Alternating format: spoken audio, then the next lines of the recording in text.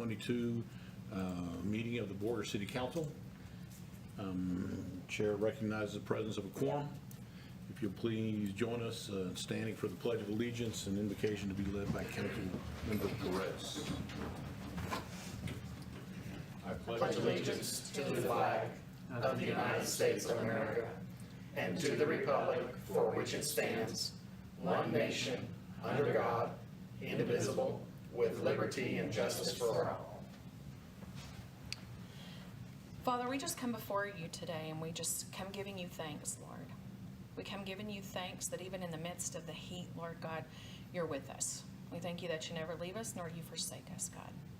Father, I just thank you for the citizens of this community, Lord. I ask that you would keep them safe in this heat, Lord. I'm asking even for the animals and those that are out. I just, right now, I ask that you would even just keep our policemen, firemen, and all those in the city that are having to work out in this heat, Lord. I just ask that you would blanket them, Lord God, and that you would just keep them cold, Lord. Father, I just thank you for the city. I do ask that we would have a spirit of wisdom and counsel and understanding how to run this city with your guidance, Lord. And so, Father, we just thank you and we just praise you, Lord, in Jesus' name. Amen. Amen. This time we'll entertain questions or comments from citizens. I see none, so we'll move to the city manager's monthly report. So we're going to start this month a little different because we do have to get our results back from the National Community Survey that we did earlier this year. So I wanted to kind of touch on just some of the highlights there. And so, you know, if you remember, the National Community Survey is kind of a standardized survey across municipalities in the nation. So it gives us an ability to compare our results to other communities so we can kind of see how we're doing. The survey covers a few main areas: economy, mobility, community design, utilities, safety, natural environment, parks and recreation, health and wellness, education, arts and culture, and inclusivity and engagement. And so the survey participants were randomly selected from all the mailing addresses in the community. So they randomly selected 2,700 addresses within the community, and they began sending out mailings on March 7th. So we had a 12% return out of those 2,700. So we had actually 256 completed surveys, which makes it statistically significant at a 6% margin of error. So pretty good. You know, we were shooting for about 300, so we did pretty close to what we were shooting for. Some of the highlights, and you know, remember, we kind of did this so that we could make sure that we knew what the community as a whole wanted and not just the more opinionated people or the loud people, because while their opinions matter, so do the people that are quiet and not always voicing their opinions. So this way we get a little better view of the totality. So nearly 9 in 10 respondents reported feeling safe in their neighborhoods and in Borger's downtown community areas during the day and night, which is similar to the national average. 3/4 of individuals felt safe from violent crime, fire, flood, and natural disaster. At least half also felt safe from property crimes and gave excellent or good reviews of the overall feeling of safety in the city. So I think there we probably maybe did a little bit better than what we anticipated, but it's also, I think, no surprise to anybody that they felt safer from violent crime than they did from property crimes. As we know, that's one of the bigger complaints. Many safety-related services received favorable ratings. Fire service had an 89% excellent or good rating, police service at 79%, ambulance at 73%, and fire prevention and education at 72%. The overall feeling of safety in Borger was identified as a top priority, with nearly 9 in 10 rating it as an essential or very important focus of the city. And I don't think that that's a surprise to anybody. The council continues to put priority on public safety. The budgets continue to do that, and so did the comp plan. And so as we work through that, we'll definitely be focusing on that, as we have with police salaries last year, police fire salaries, and some of that this year. We'll talk about some improvements there when we get to the departments. When asked which aspects of the community the city should focus on in the next 2 years, 83% of the survey participants identified the overall health and wellness opportunities in Borger as a priority. Of course, there's not just a whole lot the city is involved in that regards. Results in these areas tend to be lower than the national average, indicating an opportunity for growth. About 4 in 10 residents rated the city's health services and overall health and wellness opportunities as excellent or good, which were lower than peer comparisons. And I think we probably knew some of that. Rural health is a challenge, throughout the country right now. Nearly half positively evaluated fitness opportunities in the available pass and walking pass, while slightly fewer felt favorable about the availability of affordable quality health care, preventative services, and mental health care. And so I think that what to take away from that is the part of physical health that we have some control over receive the higher rating. So I think that is a positive sign.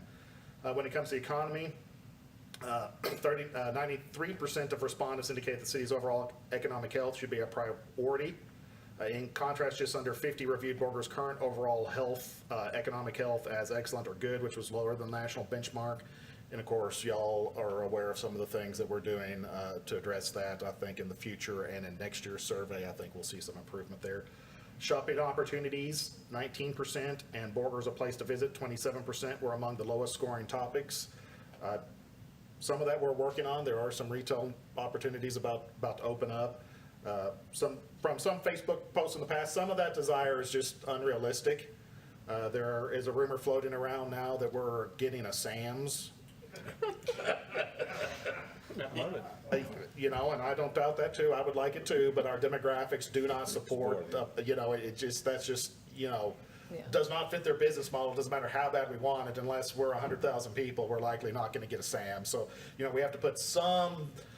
I think the city's part there is to frame people into realistic expectations of what those shopping opportunities can be here. But we'll talk about some of those in the planning development department earlier, some of the developments.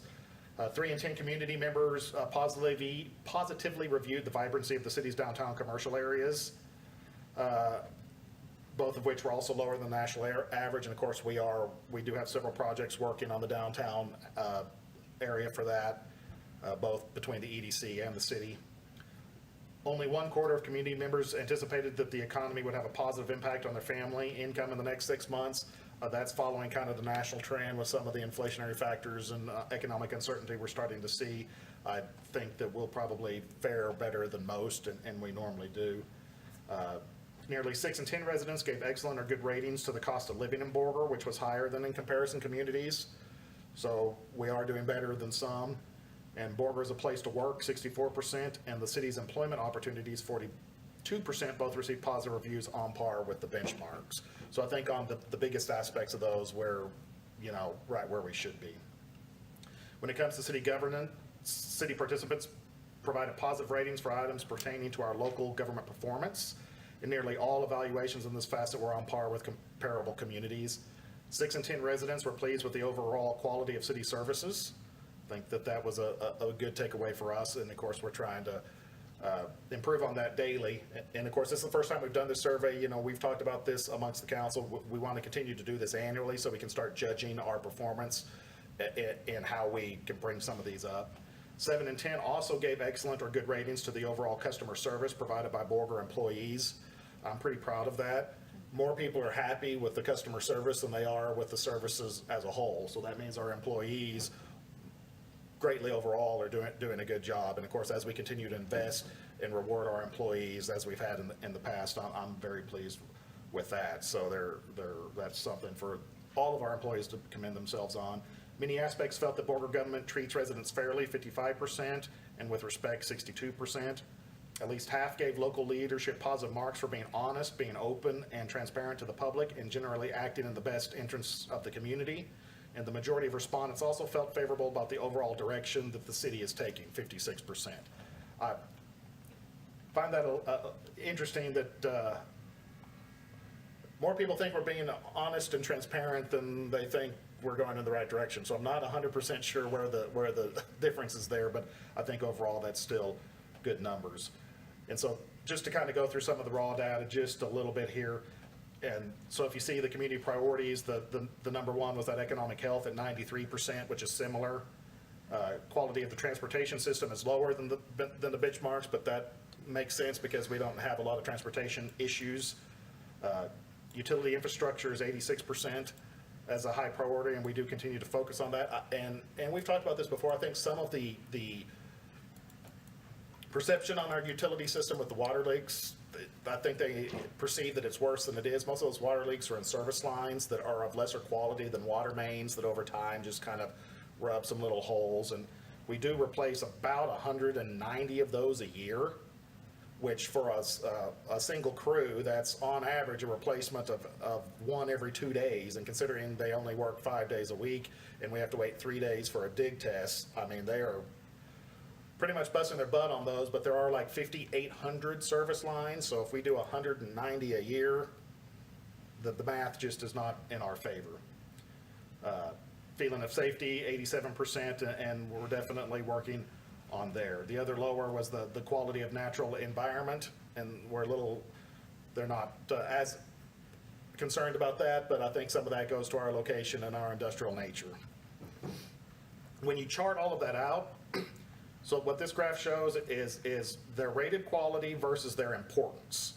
So high right is high important, but also high quality. And so utilities is important, but they also rate utility quality as high. So we're doing things right there. Same thing with safety and economy. It's above that median. So it's high priority, but they also are above the median on rating those services. So when we look at this chart, the areas that we should focus on are the below the median quality, but to the right for high importance. So that's health, wellness, education, arts, and culture, and then kind of getting close there is inclusivity and engagement. And of course, the things that we have control over being education, arts, culture, and inclusivity engagement. A lot of that goes to our public engagement coordinator position that's there, and the things that we are trying to start expanding with the dome and the updates at the youth center and our recreation activities. So we have identified I think some of our things that we've identified are in line with what the community wants. And I'll kind of just go through these real quickly, but this kind of gives the outline of the quality of each of those sections in some visual aspects. And so 71% rate Borger as a good place to live, which is actually lower than the national average.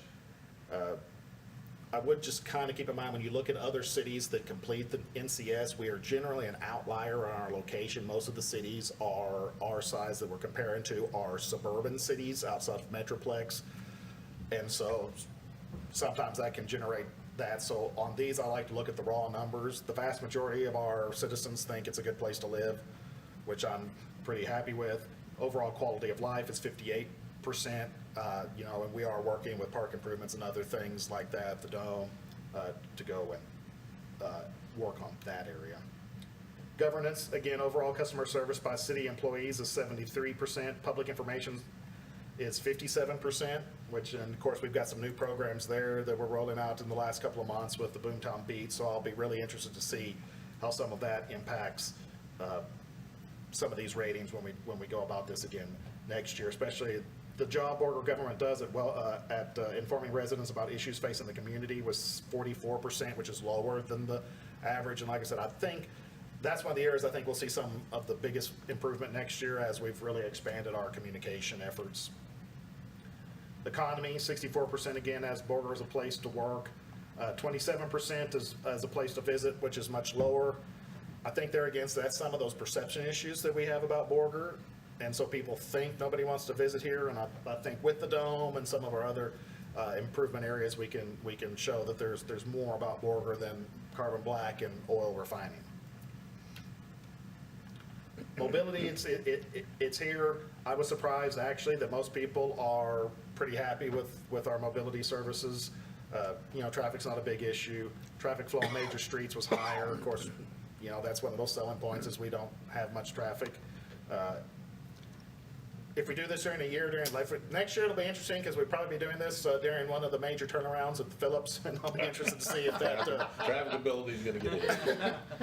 I know that sometimes I get spoiled when those turnaround gets here and I sit at the 3rd and Cedar through 2 light cycles. I get kind of upset because this is Borger. I'm not supposed to sit through this light twice. But we'll go through that. Traffic enforcement was 64%, which is similar, so they're pretty happy by that. Community design, overall appearance was 35% much lower. Public places where people want to spend time, 33% much lower. I think those are areas that we knew needed to be addressed and that we are working on some of those through code enforcement and park improvements. Utilities overall, 82%. We're happy with the electric and gas utilities, 80% with sewer service, 78% with garbage collection, 76% with utility billing. And I'll make sure to share that with the girls over there because they deal a lot of times with the angry people more often than not, so it can be really hard for them to sometimes realize that most people are pleased with that. Stormwater management, 63%. Of course, we are in the middle of a master drainage plan to identify areas with that. Drinking water, 59%. I think some of that's perception because they still think they're drinking lake water. And, we have not had lake water mixed in our potable water service now for like 12 years. So it is all well water, but it is, we all know it's high mineral content. If you don't clean your shower head regularly, there is some of that, but that's just kind of what we do. And then 40% affordable high-speed internet access, and that is an issue among many, many, many communities, which are why all of these are similar to all the other communities. Safety, overall feeling of safety is 50%, which is lower. There again, this is kind of a little bit contradictory because then when you rate yourself in the other areas, it's similar or higher. So there is some definite issues kind of interpreting that, but we'll work on that as we continue to get staffing. Natural environment, we'll kind of talk about that. Park rec, overall quality of parks and recreation opportunities, 54%, which is some things that we've identified for improvement that we're already working on. Fitness opportunities, 48%. Pass and walking trails, 47%. I think some of that is education related to some of our new trails that we're putting in place. City parks at 63%. Recreation programs at 47%. Health and wellness, I'm just going to kind of leave this up there in case you want to read any of these. Like I said, most of this, we as a city don't have a health department and don't have health-related programs per se. Education, arts and culture, for the most part, we're kind of similar. Opportunities to attend special events and festivals, 36%, much lower. That is, one of the council's strategic priorities, strategic pillars that we've identified, and we've been, making progress with that. Since these surveys went out, we've had the Live at the Dome concert, we've had the July 4th, the Freedom on Main event. We're going to have the ribbon cutting tomorrow, or Saturday at the Dome, and we have some other things in events. So that, I think, is definitely something we're addressing and trying to get improved. Affordable quality childcare, preschool, we've done the EDC and some other regional places have been trying to address that, and opportunities to attend cultural arts, music activities. Again, we're working with our tourism money to try to address some of that. The note there, it's not ours, but it is a little bit of, I guess, pat on the back for the county. The public library had a 77% rating, which is similar, and I think the library does a really good job, so that's some good things. Inclusivity engagement, we were similar with neighborliness of residents. Opportunities to volunteer, 43%, which is lower. I think where the city comes in that is we need to take a little more charge on listing, having an easy way to find where volunteer opportunities are. I think there is lots of opportunities to volunteer in this community. I think what this is showing is not everybody knows about them. And so I think we will probably work through that. Participating community matters. We offer participation options, and most people, aren't able to come with some of our shift working schedules and stuff like that. I feel like we get decent participation on social media, which is why we've been trying to include more and more things streamed on social media so that people can participate on their schedule. We do look at those comments and take that feedback into place. But that's kind of the quick overview of all of that. I think overall I was pretty pleased with it. We're where I think I expected on most things. There are a few surprises here and there. We definitely have some things to work on, and we'll do that in the coming year. But I'll answer any questions about the survey before we move into departments. Again, the benchmark is mostly bedroom communities that are in our side, that are in The benchmark is every community that participates in the survey. Right. And But so most of those are not small, remote cities like us? When I went through the list, there were, and if you look at the full report that I gave you, and the full report's gonna be online, it has a custom benchmark report. And so when I pulled the custom benchmark cities, I took cities that were located more, that weren't suburban, that weren't in metro areas, that were a little more rural in close proximity to us, and we were more on par with those than the national benchmark. There are some questions in here, I think. Like I said, large cities have lots of health services and can fund health clinics and things like that, so those are important questions for them. For the smaller cities, it becomes less and less, but for suburban cities, they also offer some of those things. Community development block grants in larger cities offer some of those questions, but when you look at there were, of all of the cities in the benchmark, there were 11 that we could compare ourselves to that were more ideal. Well, I just think it's hard to compare arts and culture when you are not next to a bigger city that has all of those kind of. And some of those, and that's why I think some of those, I look less at the comparison and more at the raw data. Yeah. And we need to address, because some of these, I don't care what other cities do, I care what our residents think. And like if 30% is on a category that's important to us, it doesn't matter if 30% is similar to the other benchmark cities if we want it to be 60%. But it kind of, the benchmark just gives us an idea of, where we are, are we Yeah. way off, or are we having the same problems everybody else is having? Yeah, well, now, doing this annually, we can see if we can move the needle in the directions we want to go. Right. And that's kind of next year, we'll be able to provide some more information. This is kind of our baseline year. And the council and some of the community knows, we've put a lot of different programs in place, and are still got some coming. So we'll see how it goes. Just the parks and stuff, we're working on those, and that should go up immediately, in my opinion, anyway. So other things, just real quick on the financials, we're still kind of on par. Revenues continue to outpace expenditures in both funds. You will notice in general fund, we've got that big jump in revenues over expenditures because we did receive the industrial district contracts for the year. And of course, we'll slowly work that gap down, as that revenue slows down.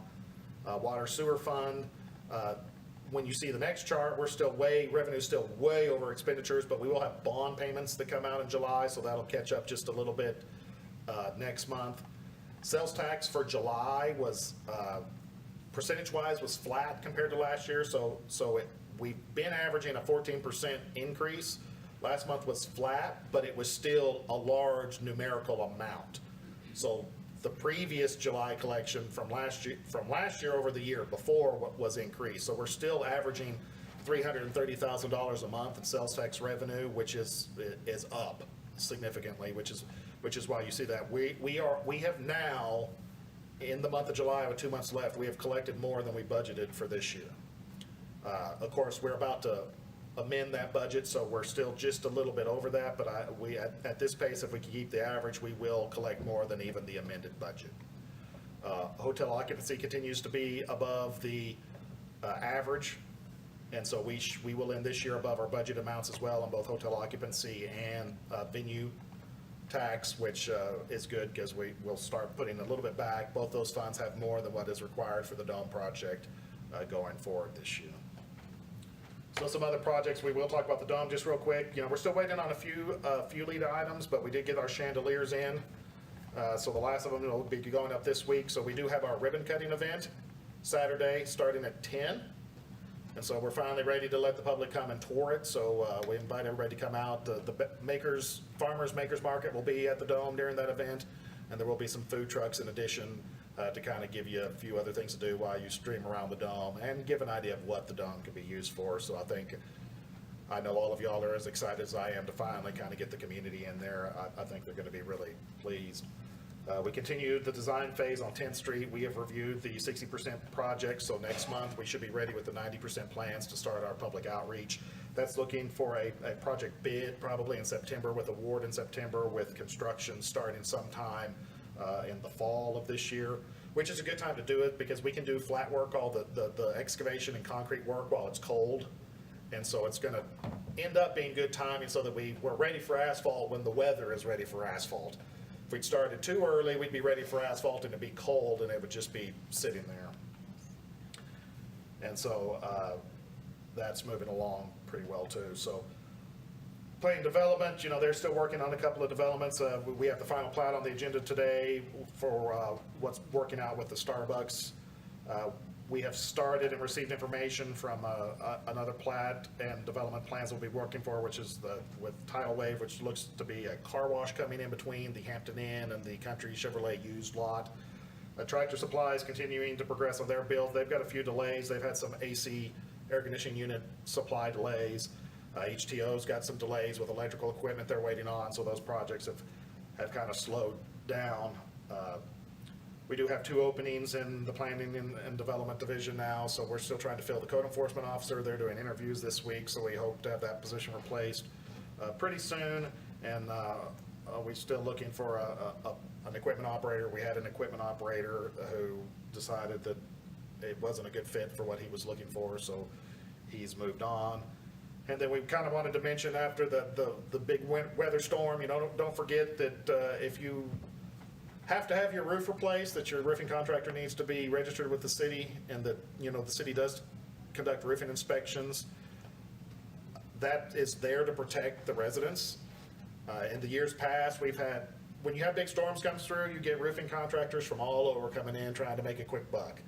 And so we want to make sure that everything's done right. It's not uncommon for roofing contractors to get in a hurry and not reconnect exhaust vents for water heaters, which can be a carbon monoxide poisoning issue. It's not uncommon for them not to take off roof layers and build roofs on top of multiple roofs, which creates other water penetration issues, which the homeowner will eventually have to fix. And so, that process is there to protect the homeowner. Last year, we had a homeowner that started and didn't check out the confirmation of their roofer. Or it wasn't last year, it was the last time we had a storm, but they ended up having to sue them to try to get somebody to come in and finish their roof because they left before it was finished. And of course, that roofer wasn't registered. So there are very good reputable roofing companies out there, and if you have a question, a reputable company will be registered with the city. And I just kind of want to throw that out there as you start having all these people go door to door, that there is a reason for that. So in the HR department, where we have finished the salary realignment, getting that into the system, that starts with the pay period that started yesterday or Sunday. And so she's also been busy getting ready with some turnover and a little bit of hiring going there. So the police department, as I've kind of mentioned in some of our updated emails, we are finally maybe seeing the end of the light at the end of the tunnel for some of our staffing issues. They've got one new hire that's on the streets now, with one in the last steps of the hiring process, and 2 more that have started the process. So that's 4 certified officers that are on or in the process, and then our 4 recruits are still doing well in the academy with the August graduation. So if all of that works out and the 4 recruits all pass by the time they're on, that will actually put us 1 over. And then we do have 1 pending retirement, so by the end of the year, we should be, back even at full strength. So I know that the chief is excited about that possibility, and I'm sure the community will be too. Should be, because most communities are pretty under strength and sometimes underqualified. And kudos to our chief, who is picky and by virtue of his reputation attracts good recruits. And I'm proud to say I believe our police department's in good shape. Appreciate that, sir. We've had good people first, of course. And speaking of the good people, even being 7 officers short, they are doing pretty good work. The night shift actually caught a gas theft, 2 different gas thefts in progress the other night. So we got some burglars in jail that have been responsible for a significant amount of gas thefts. They also had a car stopped for speeding in front of Hubert Park, which resulted in a significant number of fentanyl pills that were taken off the street that were en route to Guyman. They also have had 2 cases that have been taken up with the DEA and filed federally, which have resulted in federal indictments on those. So, to get a federal indictment, you have to have a pretty well presented case with all your I's, dots, and T's crossed, so that speaks well of the quality of work that they're putting together. And for those of you that don't know, remember federal cases, when you're convicted in a federal case, federal time is day for day. So if you get convicted to 20 years in federal prison, that is 20 years. State prisons now, because of staffing shortages and other cost issues, are normally anywhere from 7 to 1 or 14 to 1, meaning for each day you serve, you get 14 days credit. And so generally, a federal conviction sends a much stronger message to those who would like to be doing those things in our community, that maybe they should find a different community. So we're excited about that. So in the fire department, they've had the consultant's been here and done the phase 1 review as we get ready for our ISO survey. It does look like we will be able to retain our ISO 2 rating. So a few things that'll keep us from a 1, but we kind of talked about that. And we've got some of those things fixed in the process. It is a 1% savings to go from a 2 to a 1 on residential insurance and 2% on commercial, but the cost to get there is something that we just have to kind of be mindful of. So we are really providing a very good benefit for the amount of money that we spend there. They're actually making progress on their staffing issues as well. They've got a second recruit that passed all of his tests and is now on shift. They have a third recruit that's just waiting on his test, and a fourth one that should be testing in the fall. They hired a 5th firefighter that was already certified, that he's moved over here and on staff. So if everything continues this way, we should be probably full staff at the fire department by the end of the year as well. So we are excited to be making on that. Fire department also participated and provided the cooling station for the Freedom on Main event. We've started painting hydrants with some of the mitigation people when fire threat levels are down. So we've got 21 hydrants painted down. Captain Rivera also completed his hazmat IC certification, so we have 3 certified hazmat incident commanders, which, like I said last month, that's a pretty rigorous intel training class, so we're excited for that. And they also participated in the Metal Arc Parade over the holiday weekend. And in mitigation, they completed a 2,000-acre burn on the JA Ranch, which will generate some revenue there. Public Works has been doing a lot of help out at the Dome, getting it ready for our big event. We are starting the process of cleaning up the American Legion parking lot, where we put in that ribbon curb. And so we're slowly catching up on some gas cuts and some other work, so we expect to be able to do that hopefully sometime pretty soon. But keep in mind, there are minimum asphalt purchase amounts and days that they make asphalt. So when we talk about doing water cuts and water repairs and asphalt projects, it really slows us down, that most of the time we can get asphalt maybe 2 days a week. So even if we had the time and we're ready to do something 5 days a week, we can't always get the asphalt. They also had an issue at the Valero plant that reduced their asphalt output, so you actually, for about 3 weeks, couldn't get asphalt at all. They are starting to prep for seal coating. We'll be partnering with the county and starting our seal coating project for this year, starting next month. Most of those areas are kind of spread around, but we'll be doing some of that in Keeler area around the school, Evergreen, and those high traffic areas over there this year. Or I'm sorry, Gardner, Wilson Union. The bulk self-help trailers have been pretty much out every day, so we're in the process of using some of our surplus this year. We're going to get 2 more so that we can start meeting those needs a little better. I think now that word's getting out about that seems to be working pretty well. It is definitely easier on staff to use those than the roll-offs. And all of the new trucks that we're getting, we are equipping with the 5th wheel hitch, so that we've got a lot more flexibility in which department or which truck we need to set those with. So that's doing well. We're still trying to hire a street employee, and we do have those staffing issues in solid waste. We've got 1 good candidate, actually in the process of hiring candidate there, and probably 2 more. So I'm hoping that we're getting close to having those filled. And JYPCs, if you haven't noticed and keeping up with their Facebook page, they've been quite busy and are doing some pretty cool things. They had a really good turnout for their Shark Tales movie night in the swimming pool. And then this Friday, they're doing an adults-only screening of Jaws. So that was kind of by popular Facebook demand. So you 18 and over after, I think, 8 PM, or doors open at 7:30. So Friday night, if you're looking for something to do that's kind of cool and relaxing, you can bring a floaty that's no more than 4 square feet and sit and watch Jaws in some water. Square feet, man. I'm not for sure that I'm brave, but I am glad that they're trying new things, and of course, that supports, you know, both the council's desires and some of the feedback that we just got from the community survey. The splash pad, I know some of y'all have seen that. Looks like we had an electrical surge, which pretty much wiped out 16 of 19 solenoids in the control module. And of course, we're having issues finding control modules. So it is back on now, but the workaround is just to leave it turned on for set hours. So, of course, when it's hot like this, pretty much someone's there all the time, so the water's pretty much on all the time anyway. So, but that's why, if you notice on the Facebook post, we've got shorter hours, but that's because they're actually going out there manually turning it on and turning it off. But we do hope to have solenoids in place and have that fully repaired before too long. In OEM, dispatch continues training on ProQA and the new CAD system. They're also getting ready for their National Night Out, August 2nd. That'll be in downtown from 6 to 8. So they've got some events and booths set up for that.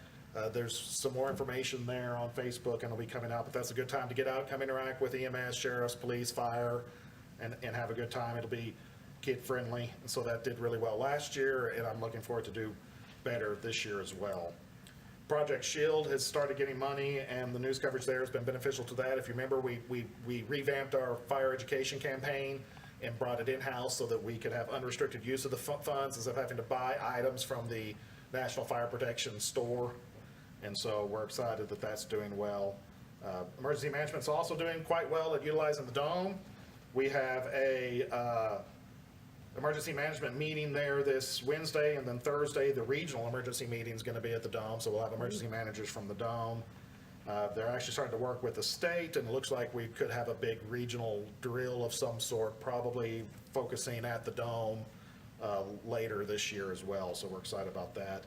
We have, Pantex has executed all the documents now on the radar project, so we'll continue with that. We continue to work with that Everbridge offline registration.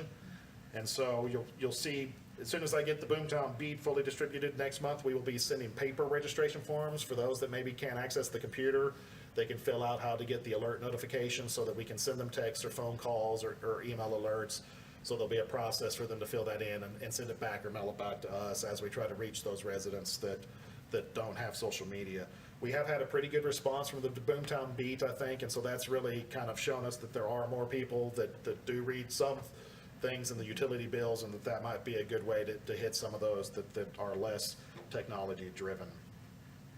IT this last month saw a 44% increase in malicious emails coming into city email addresses. It actually had 4 computers infected, but they were contained to the computers, and we've fixed that. They're staying on top of that pretty good. Of course, in utilities, they are pretty much pumping as much water as they can get right now. Of course, basic residential demand is up, and you know, industrial demand increases when it gets hot as well. It takes more water to cool everything, so they're pumping a lot of water right now. We should have test wells going in the ground in 3 weeks now, up in the northwest well field as part of our expansion project that we're working on there to kind of help that. So that is finally coming, and then they continue to deal with all the normal maintenance. We are slowly getting the final engineering finished for the next sewer blocks. So like I said, that will probably go out to bid later in August too. So the council will see some of that to replace the next block of that concrete line in the next 4 to 6 weeks. In the court and the city secretary's office, you know, Michelle Haney's transitioned over to the court and is doing quite well over there. And that's been pretty good. Linda is now over at City Hall. She's on vacation right now. But I think we've had some, I think, pretty positive initial responses to people seeing a face when they walk in City Hall and getting greeted and having somebody there to help direct them. So based on some feedback I've heard, I would just reiterate, this is not a new position. This is a reallocated position. And so I know there is some discussion out in the community on whether or not it was worth the money, but considering it's reallocated and not any new money, I do think it is. I will also say that most of those same people that think it's a waste of money are also the same ones that say they can't get anything done with the city, so. I'm excited as we continue to go through that. That is kind of a work in progress. And then, of course, the communications department, our one-man public engagement department over there continues to work on our communications plan, external social media policy, and our website redesign. And so we've taken some feedback from that on how to kind of make our website a little simpler and provide better information there as well. So Awesome. that's what I have for another month. Questions or comments?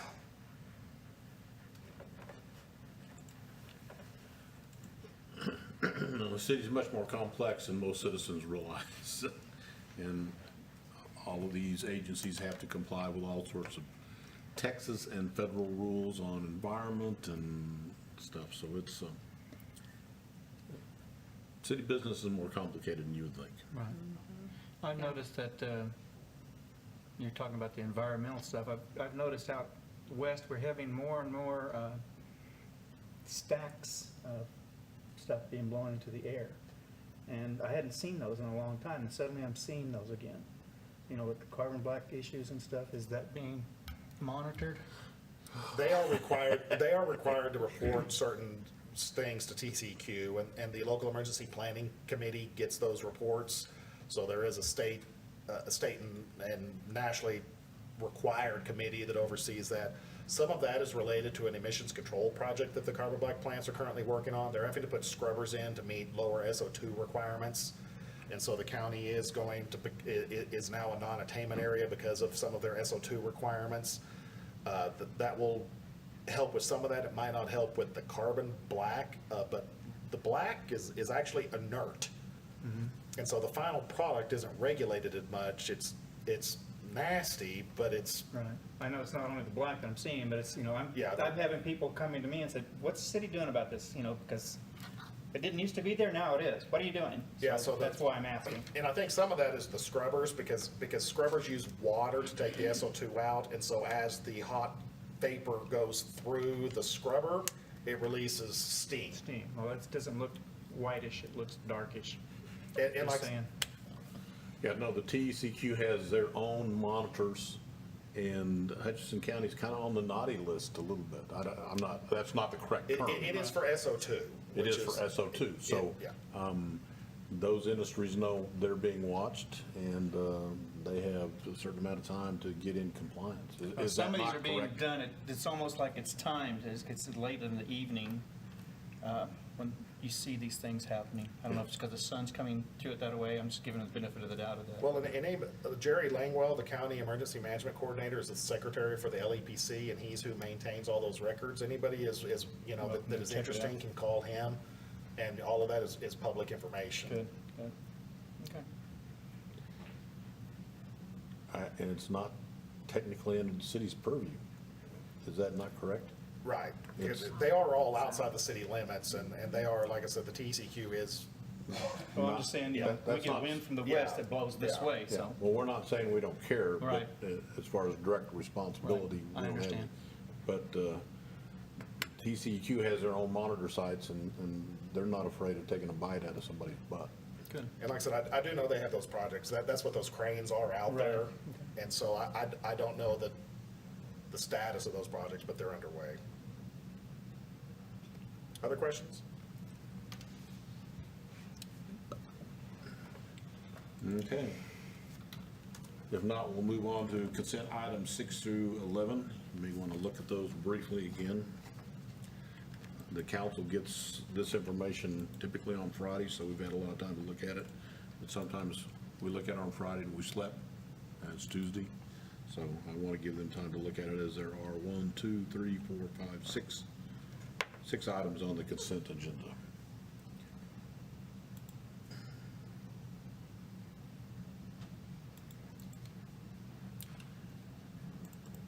Any discussion? Ready to move on?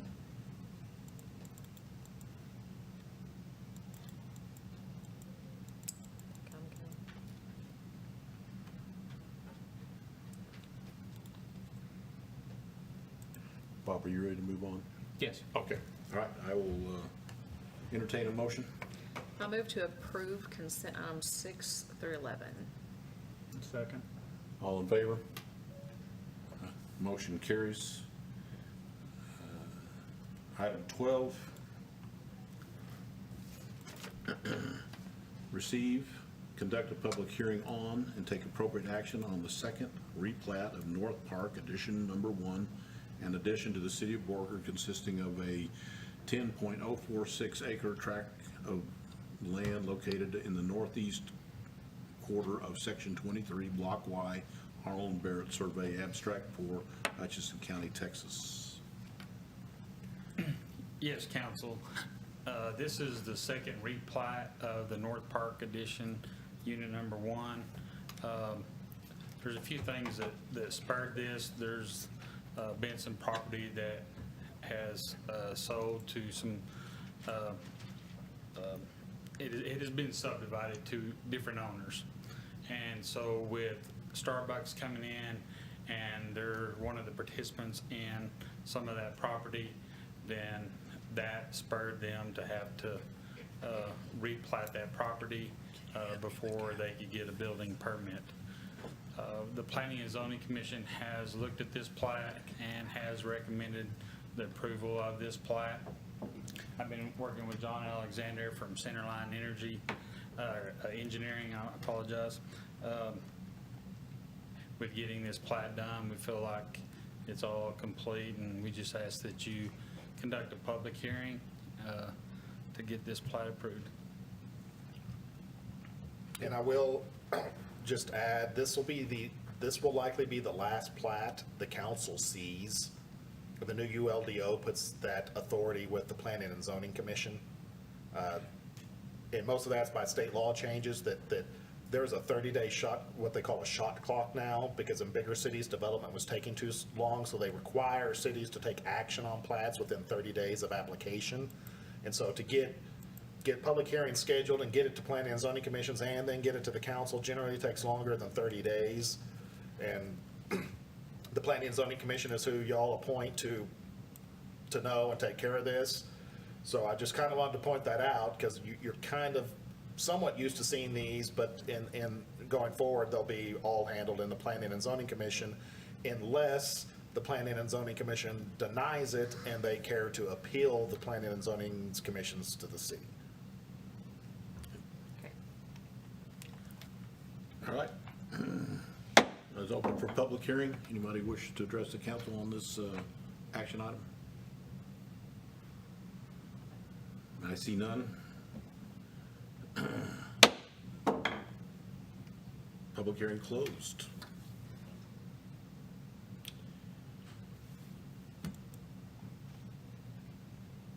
Council, I'll entertain a motion unless there's a discussion among council. Pretty straightforward.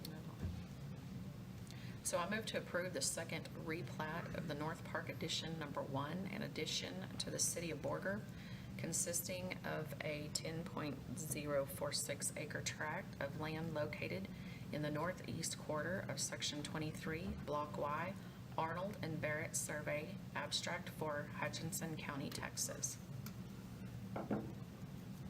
There a second? Second. All in favor? Motion carries. Item 13, consider and take appropriate action on Resolution R-016-22, reappointing Charles Gillingham to the Canadian River Municipal Water Authority Board of Directors. Mr. Spradley. So the city appoints 2 of the 17 members to CRMWA. Our representatives are currently Mr. Gillingham and Glendon Jett. I think they are both very knowledgeable and do a very good job. You know, there's a lot of things going on in CRMWA right now. They're getting ready to hire a new executive director. They're working on the CRMWA 2 well field expansion and working on salinity control issues with the lake. Charles has agreed to serve again. His term was ended at the end of this month, and I talked him into it a little bit.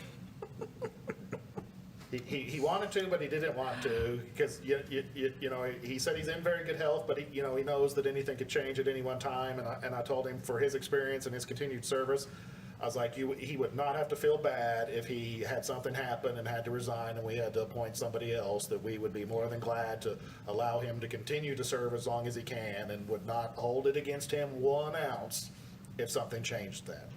So assuming that the council has the same feelings, Absolutely. Yeah. that's all this is, but I'll entertain any questions going forward. But this is a reappointment for 2 more years. No, Charles is as qualified as you can be, I think, and has great. He's between his city experience and his professional experience, Yes, you know, especially with he's- what's going on, and on the time on the council, there's, And yes, I'm tickled pink with him. Other discussion? Okay, I'll entertain a motion. I move that resolution R-016-22, appointing Mr. Charles Gillingham to the Board of Directors of the Canadian River Municipal Water Authority for a term ending July 31st, 2022, to be approved as submitted. Second. Second, all in favor? Motion carries. Item 14, consider and take appropriate action to adjourn. I'll make a motion that we adjourn. My second. All in favor? Aye, we stand adjourned. Thank you. The term again.